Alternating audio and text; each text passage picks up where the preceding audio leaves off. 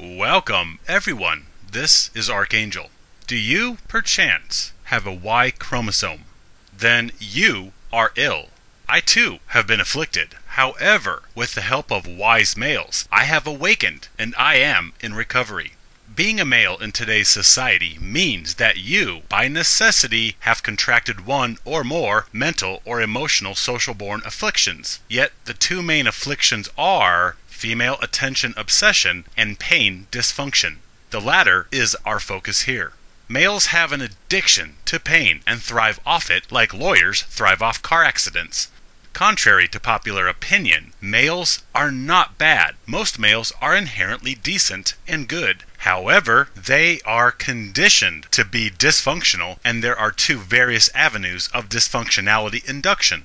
Of all the various pathological stimuli affecting male behavior, some dysfunctional afflictions are biologically latent, nature-driven behaviors that are compounded by environmental programming, such as the desire to seek out females reproductively, which is then compounded by their societal elevation above males, and hence we get males that take instinct to an extreme unhealthy obsessive level, where they chase female validation to the detriment of themselves and others.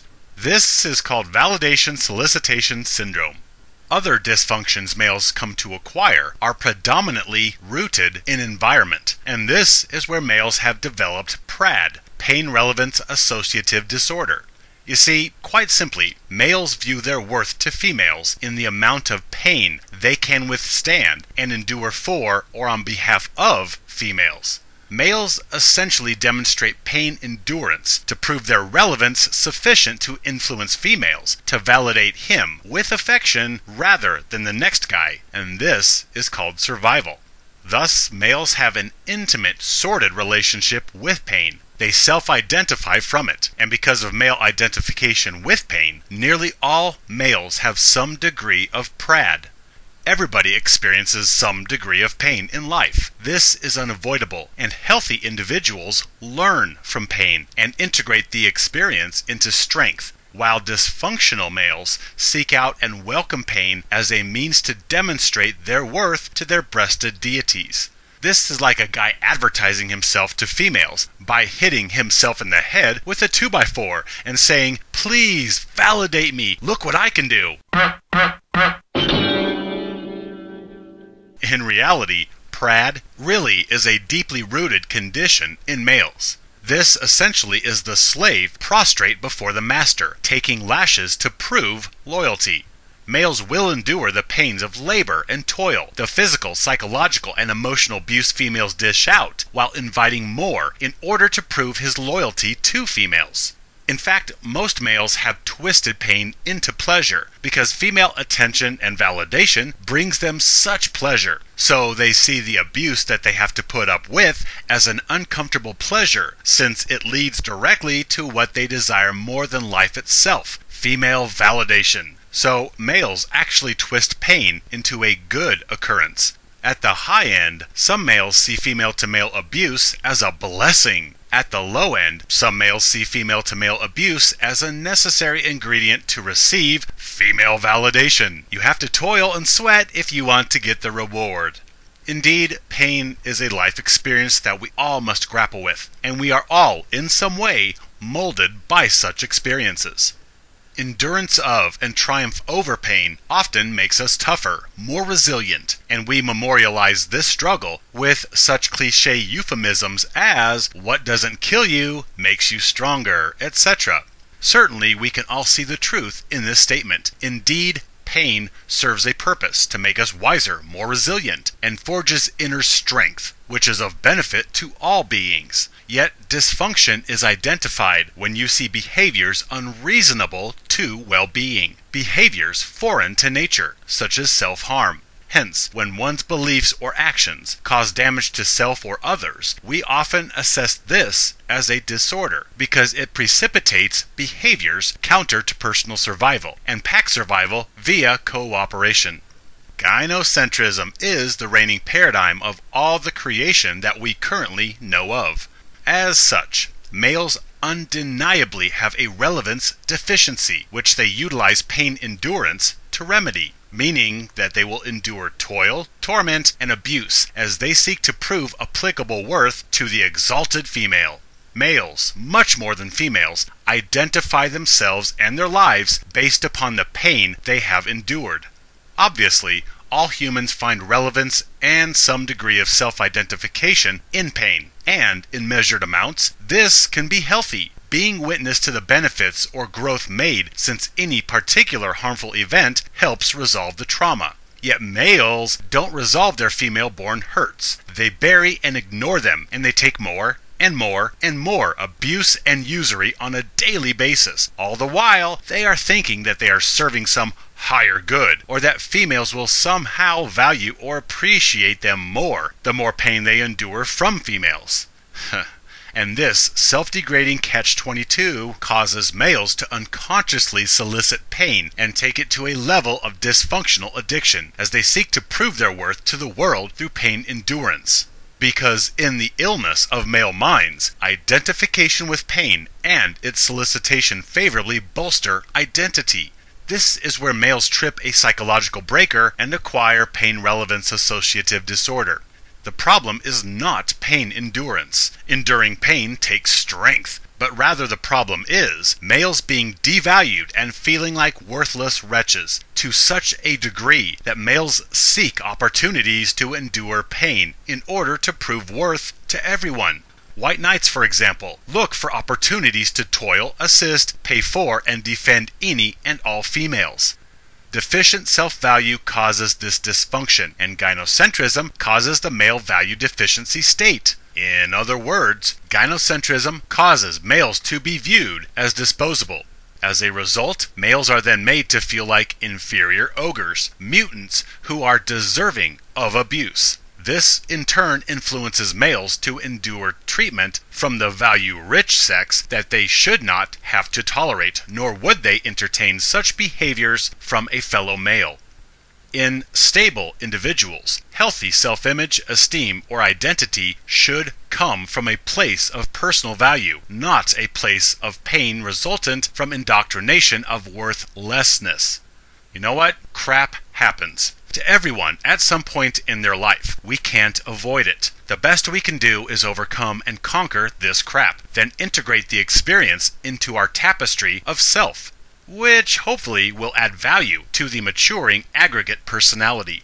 When it comes to pain or trauma integration, people that are mentally stable tend to focus on the accomplishment that the pain led them to. In dysfunctional individuals, they are stuck focusing on pain, both hating and loving the suffering simultaneously, as well as needing more pain because they believe that pain endurance gives their existence meaning and gives their life experience identity, whereas the rational individual finds value in conquering pain, not hiding in it. There is a difference between the sexes when it comes to pain and pleasure. By and large, females prefer to use pleasure to make themselves feel really alive, whereas males, unbeknownst to themselves, usually resort to pain in order to feel alive.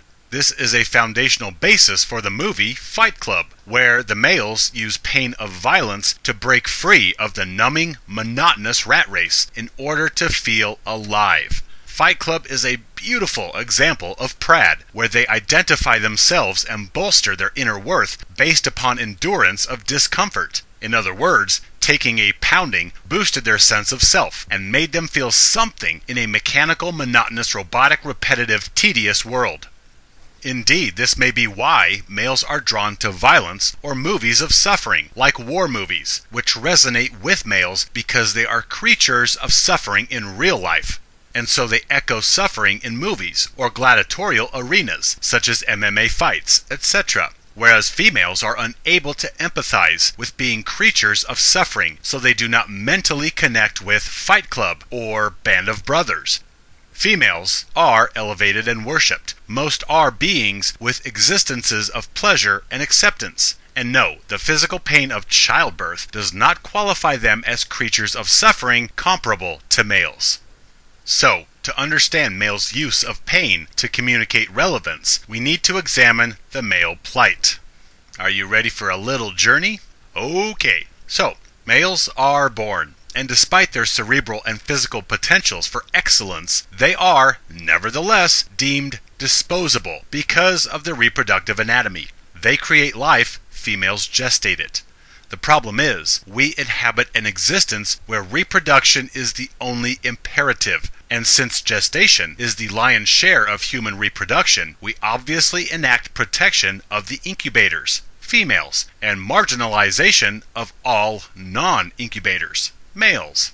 Welfare, preoccupation, and protection of the reproductive incubators by all members of the species. This is called gynocentrism, and there is no debate. This is an observable fact. The world is gynocentric. Gynocentrism is nature-based. It is not made up by angry, gay, misogynistic humans. It is the paradigm that we, every one of us, are born into. Now, since there are only two flavors of Homo sapien, and one is expendable because of their lesser role in species procreation, while the other is not, this, by necessity, elevates and exalts the critical non-expendables. Thus, at the end of the day, when everything is bottom-lined and all is boiled down, this dictates that females are fundamentally essential and males are flagrantly expendable. Oh well, that's nature. Nothing you can do. So, end of story, right? No, because we have higher functions, meaning, emotion, and reason. Thus, there is a problem with such across-the-board wholesale disposal of half the members of a dual-sex species. Because we are feeling creatures with higher morality functionings, and we, unlike the rest of the animal kingdom, are plagued by ideas of right and wrong, justice and injustice, and we get this silly nagging guilt that bothers us when we hurt others. What do we do about this? So, to sate our consciences, we invoke justifications. We seek to justify male usury and disposal. That way, we can still feel warm and cozy about ourselves as we turn a blind eye and deaf ear to the suffering of the sex. Humans devalue others to justify their mistreatment, and this shuts up that nagging conscience, basically allowing us to live with our bigotries and still sleep at night. So we devalue males to warrant their disposability, meaning we slander, mock, berate, and dehumanize males to explain away their mistreatment alongside simultaneous female protection and elevation. Bottom line is that life, nature, creator discards males. However, the difference between humans and the animal kingdom is that we devalue males in order to justify their disposability. Now, being inherently expendable and lesser than females, this incites all manner of psychosis and mental emotional deviation in a male that was once a newborn life that came into this world free of mental or emotional defect. Because males are devalued with slander that most internalize and truly believe themselves as having a value deficit. Thus, males develop obsessions with the elevated sex, as well as adopt hatred of themselves and their sex to the point that they enforce male disposability. With a handful of exceptions, females do not impose male expendability. Males enforce their own expendability. Such devaluation of males as beings cannot help but instill varying degrees of mental-emotional pathology. There are so many mental-emotional afflictions and/or behavioral disorders that males acquire because of their unloved, devalued state. For example, males, nearly the entire lot, succumb to validation solicitation syndrome at some point in their life, where they do anything and everything to get attention from females. Any female. Attention, whether in the form of sex or whether it simply is a good boy pat on the head because he carried heavy stuff, opened a door, or gave up his seat on the bus to a member of the superior sex that is not expendable. Another example of disorder spawned by devaluation is many males also have some version of Stockholm Syndrome, where they identify with their abuser. Now, males receive abuse from two sources, males and females. So, which abuser a male identifies with determines his identity at large. If a male identifies with God, honor, duty, country, family, and the man up, protect, and provide rhetoric, then that male identifies with conservative traditionalism. If the male resonates with the females are superior and the wife or girlfriend is the boss, happy life, happy wife crowd, then he is shades of feminist. However, understand that both ideologies abuse males and thrive off male toil, labor, and sacrifice. And since most males have sympathies with one or the other ideologies, hence most males have Stockholm Syndrome sympathies with one or the other abusers. In addition, an exceeding many males have PTSD, post-traumatic stress disorder, after being used and discarded by females, society, the legal system, etc. PTSD resultant from devaluation understandably causes some males to be bitter and self-terminate, while it strengthens other males to rededicate themselves to feminine worship and to find a good one, which is the unicorn hunting phase of validation solicitation. Yet the aforementioned disorders are such because they are unhealthy behaviors, maladies that are needy, desperate. They come from abused beings seeking respite and solace from their traumas. Therefore, males' solicitation of validation is pathological behavior from a troubled mind with an ill psyche. Chasing validation and enduring dehumanization, usury, and pain to receive it. These are not actions of a confident, empowered, sovereign being. These are the pitiful compulsions of an abused being with a distressed identity. Males are born defect-free, with unlimited potential. Then the system breaks them. The system is, essentially, females that inherently loathe males, and males that are indoctrinated to loathe themselves and elevate females. This environment, this system, waiting for newborn males, is what taints males and incites their various psychoses. It is not males' fault they are brainwashed to continue the gynocentric inequity, which is merely reproductive anatomy inequity passed down the generations as disposability. Yet in this case, as in many others, the abused in turn becomes the abuser of the next generation. Males come into this world clean and defect-free only to be genitally mutilated and trained into servitude by the preceding generation of brainwashed males raising them, who themselves were once born defect-free and were broken by their predecessors, just as every generation of male before or after ad infinitum.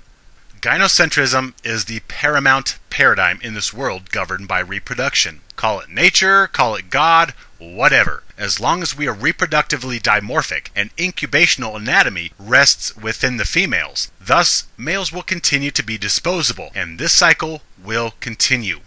Many think that because most visible criminals are males, that this proves that males are evil or defective somehow. But this is untrue. Understanding that devaluation and indoctrination creates neuroses in otherwise healthy individuals, this casts another light on the male criminality. Its rebellion against disposability from a hurting being who has developed a troubled persona after years of abuse and devaluation. Look at everything we have discussed so far. Males are cattle for gynocentric consumption who go through so much crap. We are lucky that most males actually hold it together. Alrighty, the score so far is females 1, males 0. We have an expendable sex and a protected critical sex. And so it is no surprise that the devalued sex seeks validation from the exalted sex and develops an obsession with such solicitation. This brings us to pain relevance associative disorder. You see, lesser abused creatures have an abundance of pain cast onto them in such volume that eventually pain is what defines their existence. Males are lesser abused creatures who toil, labor, sacrifice, and die for others who are not them. When males toil and sacrifice willingly, this is righteous caring. When males are made to sacrifice through indoctrination or enforcement, this is abuse. Furthermore, since males are deemed expendable, which makes them feel lesser in worth than females, to the point that they solicit validation from females as remedy, this ultimately gives females the power in any male-female relation. This allows females to be everything from snarky and unreasonable to hypocritical, malicious, and abusive in their demands of males, who must do what females want if they hope to get attention and validation from them. It is females who wield control and privilege in society. Males have no privilege nor power. This is illusion, propaganda from those who need male toil and protection. All of this leads to emotional disorders precipitated by our judgment of males as the disposable sex. Moreover, the emotional tumult that devaluation and disposability exacts on males is very painful. In fact, it is debilitating to the point that males defile themselves and their brothers as they chase retreat from their broken state through female validation. Okay, I think you're getting the picture. Beautiful, wondrous, limitless beings developing psychosis and pathology after having all this devaluing, expendable crap dumped onto them. The point is that life is a rich tapestry of pain for human males. Emotional pain, physical pain, internal pain, psychological pain, abuse, toil, labor, slander, mockery, all of this is pain in varying degrees. And all this merely tops off an existence where pain is much more prevalent than pleasure. Let me illustrate this. Think about physical sensations for a moment. We have a few decidedly pleasing sensations that we call pleasures. Orgasm, laughter, eating, the chemical highs of internal drugs, serotonin, dopamine, adrenaline, as well as the highs of external intoxicating substances. All in all, there are very limited amounts of physical pleasures that elevate you above a neutral equilibrium. Meaning, you are sitting comfortably, no excitement, no discomfort, just a neutral baseline of non-feeling. So pleasure is something that elevates you above baseline into pleasing sensations. And when the high or pleasure wears off, you dip back towards baseline, which to many feels like a low. Yet it is not. You are not dipping below the neutral baseline. You are only being returned to a state of sensation neutrality before that pleasure elevated you. Meanwhile, pain dips you below neutral into torment or displeasing sensation. That's why when pain leaves, it feels like a pleasure. Yet in reality, you are simply being returned to a neutral state free of discomfort. Now, the thing about physical human bodies is that there are far more pains than there are pleasures. Humans spend more time experiencing pain or neutrality states in their bodies than they do experiencing pleasure. Sure, we have a few fun sensations. We have orgasms, eating, physical rushes, and excitation from any number of chemicals, whether from external drugs or the internal pharmacy in your heads. So let's say there are a few dozen different, distinct pleasure sensations in the human body. However, there are thousands upon thousands of distinct and varying pain sensations. Bone breaks, burns, headaches, cuts, tears, pinched fingers, muscle strains. I mean, good Lord, there are so many distinct physical pains. Meanwhile, we have what? Orgasm and food and chemical intoxication on the pleasure side of existence? The amount of potential physical pain far outweighs the amount of potential physical pleasure we are capable of or designed to receive. Hold a handful of sand. The different types of pleasure that we are capable of differentiating and receiving is represented by each grain of sand. Now, the different and distinct types of pain we can experience and feel are represented by each grain of sand on the entire beach and coastline that you got your handful from. Perhaps a slight exaggeration, but you get the point. There are so many distinct different types of sensations that we call pain, yet there is only one physical pleasure sensation called orgasm, which feels the same.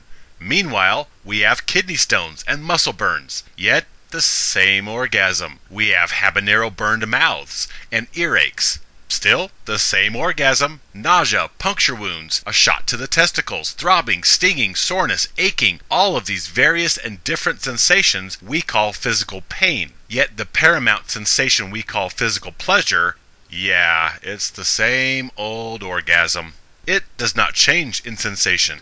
It is the same sensation, only the intensity changes. Sometimes you get a climax that fizzles, sometimes you get a climax that explodes like fireworks. Maybe you get the addition of pleasing sounds or sights, but orgasm is the same singular pleasure sensation, juxtaposed with all these distinctly different pain sensations. Moreover, the sensations of pain are far more intense than pleasure.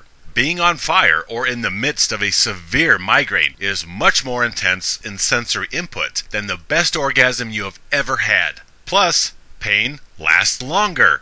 Orgasm, or the sensation of consuming tasty, pleasurable food, these temporary pleasure sensations come and go in a matter of seconds. That's why you have to stimulate another orgasm or eat another bite of food to get the sensation back, because they are fleeting sensations, temporary. However, pain is very lasting. Break a rib and you will get pain for weeks. Not a very good payoff. You have to work and work to stimulate 3 seconds of pleasure. However, one false move and you can have pain for hours, days, weeks, even months or years. There is much more return on investment when it comes to pain. Seriously, the body is a plethora of nerves, which are essentially pain sensations waiting to happen. Every part of your body that you can feel has the potential to cause you pain. Yet those same parts do not have the ability to give you elevating pleasure. You can have elbow or thumbnail pain, but I do not know of ecstatic elbow highs or thumbnail orgasms. Most parts of the body experience either neutrality or pain.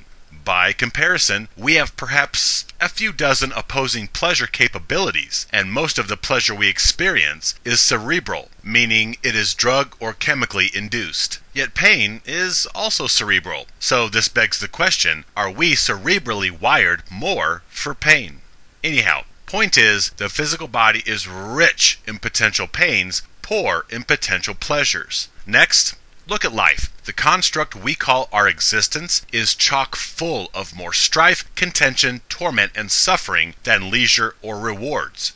Jobs, rules, laws, financial servitude, family, callous, selfish people. All of these things are annoyances, and annoyances are a type of pain. They certainly are not pleasure. Greater life seems to mirror the physical body, meaning there are far more pains and annoyances present at our work or in traffic or dealing with society than there are periods of vacation at Disneyland. So, put all of this together. There is far more pain than pleasure in the body, more pain than pleasure in life. And then, to top it all off, you have a Y chromosome, which means you are disposable, lesser creatures to be used for the greater gynocentric good of society. And this means that you deal with internal turmoil and external usury in addition to this already torment-ripe existence. Speaking of relevance, how about we get to some relevance here before this video becomes a disorder? Alright, males are creatures of pain with few brief moments of pain relief, which feels like a pleasure. Then, males will have still fewer moments of actual pleasure, which is an elevation above neutral, not simply a cessation of pain. It's no wonder males lose themselves in vice, drinking, drugs, and especially the drug highs of sex and romantic interaction. Males are unfairly made to be masochistic creatures of pain. Hence, the male collective has developed pain relevance associative disorder, meaning their identity and sense of worth is determined by the amount of pain that they endure from or on behalf of females. Males seem predisposed to identify and take pride in pain. Even if there is a payoff after the pain, it is still the unpleasant experience that defines the accomplishment.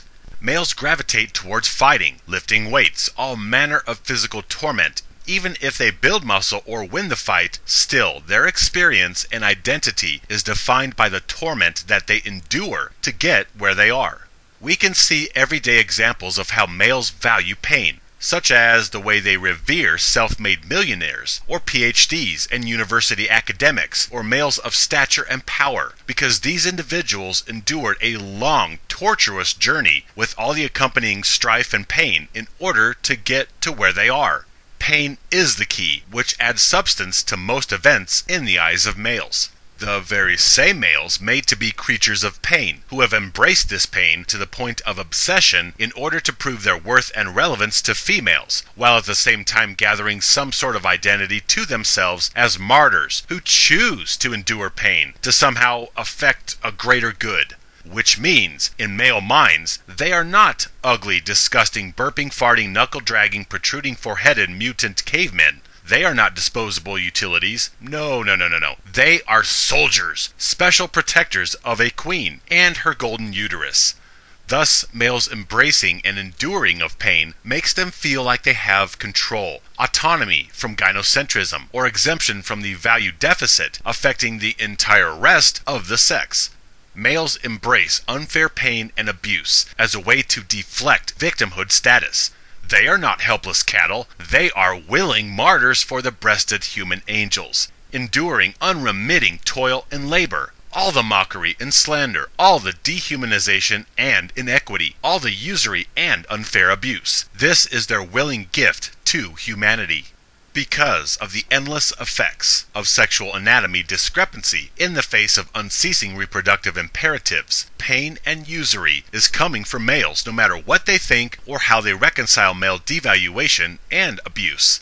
Males are privy to more pain and torment than females. Yet males are taught to be strong, not weak, warriors, not victims. So males embrace pain as a heroic choice rather than play helpless victims, which makes them look weak in the eyes of others. Look around and you will see that males give pain credence. For example, you give someone an honorary doctorate or $100 million, and the respect or appreciation from males will not be there because these people did not have to go through pain or suffering to get these things. Being a parent, in most cases, is another example of more strife than rewards, and the endurance of the discomfort gives identity and relevance to the brief periods of joyous reward. So, we are set up to define ourselves by our suffering, and so it is no surprise that males define their relevance to this existence by their endurance of pain. Males understand that they are disposable, and that essentially they are on borrowed time. They exist in the graces of those who tolerate them today. And since females are exalted and worshipped, thus males must placate females to sustain existence and to receive validation. Males want to be as relevant to females as possible, for this bolsters that individual male's survival. So males digress into thinking that the more pain they endure in the servitude of females, the more worth they will have, and the more females will value them. This is precisely the point where males contract pain relevance associative disorder, when they associate increased pain with increased relevance. And this is a disorder. Nobody is born craving pain and desiring torment as a means of self-identity. Rather, pain and the embracing of increased amounts are environmental adaptation for survival. Furthermore, I would surmise that humans are inherent creatures of leisure and pleasure. We like to recreate. Look at children. They like to play, to have fun. I assert that rational, healthy, clear-minded humans will choose pleasure and fun over pain if given the choice. Nobody wants more pain. This is dysfunction. I understand that going through hardship gives accomplishment its zest, and that pain reminds us that even being neutral is a blessing. Like when a pinched nerve finally releases, and you return to a neutral place free of discomfort. Yet to you, this pain relief feels like a pleasure, like you won the lottery. I understand pain has a purpose, and physical pain's primary purpose is to communicate something is wrong. However, you take the pain of physicality, the pain of life, and the pain of being disposable lesser beings, and all of this produces troubled individuals who seek more pain as a way to bolster identity and relevance to the superior class of humanity. Males take pain to a whole new level. Males will endure emotional and physical abuse from the wife, the girlfriend, the mother, and they will not fight back because they think that if they endure enough of her toddler tantrums, enough of her verbal violence and shaming, enough of her physical blows, that she will eventually care for him.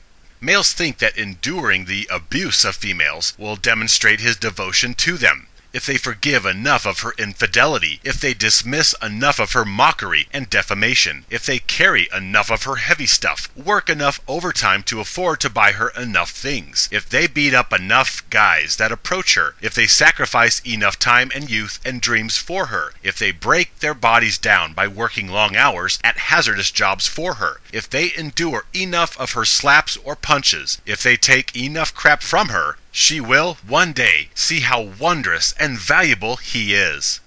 The collective male thinks if they endure all the abuse that females dish out, that females will like us more, that females will value us more, that mommy will be proud of us, that more abuse means that we will be respected and maybe even loved. A good example of this is the nice guy. He will endure heartache and torment and emotional tampon usury in hopes that one day the chick that has friend-zoned him will come to her senses and see that he was the Romeo she has been seeking all along. These males get their identity from enduring pain caused by the malicious, careless actions and manipulations of females that he solicits validation from. The nice guy thinks, if I am there for her through all the hard times, then she will see how wonderful I am, and then we can have good times together. Oh, but nice guys are not the only punching bags. Alphas are also another good example of pain relevance association. They fight and compete and endure pain, such as fighting for liberties, fighting for resources, such as land or jobs or females, or males who fight for sport, such as boxing. The majority of their life experience is spent in some form of pain or toil. For what? Maybe some female validation, and possibly 3 seconds of female-assisted ejaculation, or to get fake recognition from a superficial public who pretend alphas are cool. Moreover, alphas are the biggest white knights who think that doing all the manual labor for females and protecting these spoiled females from the consequences their toddler tantrums and snarky mouths get them into, males think that by protecting the damsel and taking or committing physical violence on her behalf, that this display of pain endurance makes them even more irresistible to all females, specifically the hottest alpha females. Whether alpha or beta or omega or zeta or theta, all males on some level garner their identity and worth from the amount of pain they can or have endured. Desiring pain as a means of value declaration is unhealthy. This is the crux of the disorder. Males equate pain endurance with value relevance. Meanwhile, females are granted infinite worth and servitude because they are packing a uterus. So, because males' entire existence is ripe with pain, males embrace it and derive relevance from it. Indeed, females have pain in their existence. They are forever bloviating about the pain of childbirth or menstruation, yet females get to vent their pain onto males, whereas males are only allowed to vent pain onto other males. Females enjoy passing along pain to males, because in this world, crap rolls downhill. The rulers get to pass along hardships to the slaves, not vice versa. The employee does not get to pass hardship uphill to the boss. So, since females are exalted, worshipped, and they are the boss in most relationships, hence, females get to pass along pain to males, and males, because of their pain relevance disorder, think that they are taking the high road, or being the better person, by enduring the abuse, and not returning any abuse onto females. Yeah. The only time crap rolls uphill to a boss is when you quit and leave them in a bind, which is why MGTOW proselytize quitting females and letting the crap roll uphill for a change. Most females are more identified with pleasure or leisure and comfort. They derive their identity from pleasure, more specifically, satisfaction, which is a degree of pleasure. Females derive satisfaction from the excitement and gratitude that males exhibit, simply because a female enters the room or acknowledges these grunting monkeys. Females derive satisfaction from being worshipped and lavished with servitude and labor and money. Females derive egoic pleasure from the incessant compliments of beauty and the constant pampering with chivalry. Females derive satisfaction from being above the law, devoid of responsibility for careless, malicious words or deeds. And females derive satisfaction from seeing these murdering, raping plunderers suffering gratuitously after so many years of privilege, patriarchy, and female oppression. Well, according to the gynocentric propaganda, that is. Nearly all females do believe the female oppressed victim, male oppressive victimizer narrative. So, on some level, females take satisfaction in causing males pain. I mean, come on, payback, right? Oh, most females will not admit this, but they glean pleasure from witnessing males in pain. And you see examples of this every second of every day. Chicks love to see guys fight over them. They have no problem sleeping while guys bust their butts at a soul-draining job for them. They take satisfaction in striking males and watching males endure the verbal venom or the slaps and crotch kicks females administer to them. Females do take some degree of satisfaction in male pain. Male pain gives some females a sense of justice, while others it causes euphoric pleasure because they so despise males, and inflicting pain onto males is their duty as avengers for all the supposed oppression of females.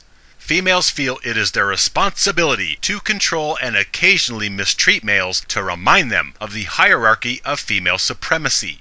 This is where we get the coffee cups saying, "I bathe in male tears," or the chicks that will start fights between dudes in bars just to see them fight over her. Another good example of this pain dynamic, where females administer, males endure, is the dominatrix slave fetish. Females will physically abuse and emotionally degrade males. Lick my boots, kiss my ass, eat my feces. She will slap, hit, and defile him in any way she can think of, and he willingly does everything in hopes of receiving her affection because of the pain he has endured, which, in this case, the slave hopes to get sex from the dominatrix somewhere down the line. Yet the greater dynamic represented here holds true. Males endure any and all abuse from females in hopes of proving their relevance to them, and thus receiving validation from them. Males put up with female abuse and gratuitously abuse other males, all because they are deemed lesser creatures, which heaps extra suffering onto their plate as they run around seeking to prove their worth and relevance to the elevated class that has superior value handed to them. Males like female-administered pain. Obviously, they continue to put up with it. I mean, look, males come out of a vagina, and many are immediately mutilated. Then, as they grow, they are shamed into being strong and protecting mommy and sisters. They see that they don't get protected or treated the same way as the cute little pigtailed girls. They are forever being corrected or made to feel bad when all they want to do is play and explore. Schooling systems do not treat them well either. They are made to compete with other males for female attention, being assaulted and backstabbed by other males. Males then have to try and go up to anonymous females and make conversation and rapport out of nothing, getting rejected more often than not. Then they are indoctrinated to work a soul-draining job just to get money to pay the bills of these goddesses. Then they face the removal of their wealth and kids when this chick gets tired of them. He spends his life trying to find a good one. Meanwhile, his life wanes, and eventually, he dies. And somewhere in the middle of all of this, he and his sex were mocked, belittled, dehumanized, slandered, devalued, and maybe, in the midst of all that, he got a few brief periods of relaxation, perhaps a few ice cream cones and ejaculations. But the entire rest of a male's life is spent in some form of suffering for others. Seriously, the toil, the labor, the sweating, the bleeding, the crying, the inner turmoil, the self-hatred, the suffering caused by ridicule, by shaming tactics, by the manipulation, usury, and abuse, as well as the devaluing and dehumanization of males, all the misery caused by injustice, by inequity, by being seen as lesser in worth, all the suffering of males as disposable Kleenexes, the torment of being made to take physical, emotional, and psychological abuse from a sex that despises you, and you have to take it, otherwise ambient males will jump in to restrain you from defending yourself. All of this tumult causes males untold amounts of suffering, torment, and misery. In a word, it causes males pain. So if you do not like pain, you are in the wrong body.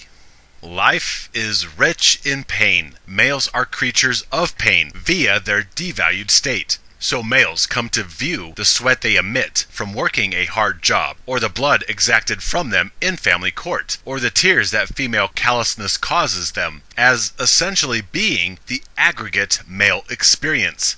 That's just how it is. They should make the best of it.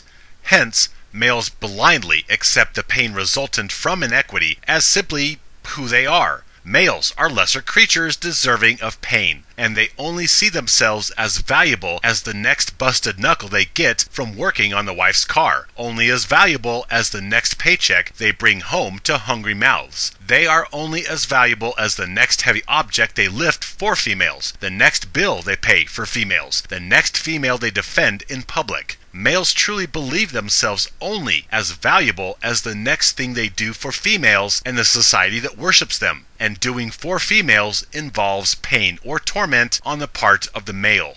So males base their worth and identity upon pain endurance, and since most creatures are not inherently masochistic, thus male identity and worth based upon pain is a malady, a disorder. Now, indeed, people define themselves with many parameters. All humans classify themselves and base identity on their beliefs. Some people define themselves more by their likes, others define themselves more by their dislikes. Some people identify themselves more by their pleasures, and others identify more by their suffering or pain. Yes, indeed, pain is what gives any sacrifice its substance. Again, the problem is not that pain exists. The problem is not the enduring of pain, or the usage of it to bolster self or identity as a stronger being after conquering pain. The dysfunction occurs when males make pain the basis of their identity and willingly accept pain in the form of abuse, injustice, and inequity from females when they would not accept the same treatment from males. The problem is males believing that they are vile creatures deserving of suffering, or that they are made to toil and supposed to suffer for the welfare of others. And all of this is for some greater good, meaning protection and well-being of females, who males were made and sent here to be miserable and suffering martyrs for. The problem is not taking blows and identifying yourself as a fighter, is believing yourself as having no purpose or value if you do not continue to take further blows. You are not more cared for or respected or liked or valued because you put up with female abuse and labor thanklessly for them. And the problem is that you believe this traditionalist crap. The problem is male devaluation, and the reason why this disorder affects males is that their existence is unjustly saturated with torment and pain, and thus males adapt to this and identify with pain to an unhealthy degree, working long, hard hours, foregoing dreams or childish pursuits, laboring and toiling and spending irretrievable time and life energy working for family, community, God, honor, duty, country, enduring torment and slander and mockery and shaming tactics. Then they physically break down and die. The problem is males assigning themselves relevance and worth based upon the pain they endure from or on behalf of females. Recovery from P.R.A.D is one way that we take the red pill, for here we decry pain and suffering and demand better. Yes, pain makes you stronger, unless it doesn't. Some of the males that endure the most pain are the weakest, most simping manginas out there. So enduring pain to make you a stronger being, yes, this is healthy. Enduring pain and not learning from it, but rather seeking more of it to endear yourself more to your masters, this is dysfunction, and this is where most males find their existence. Brothers, base your identity and worth upon your greatness as a being and see pain as merely a tool to make you stronger, not penance that you must pay for oppression or patriarchy or any number of other baloney propaganda bullet points used to shame you into taking abuse from your breasted deities. With a smile on your face, my friends, stand with me, live free.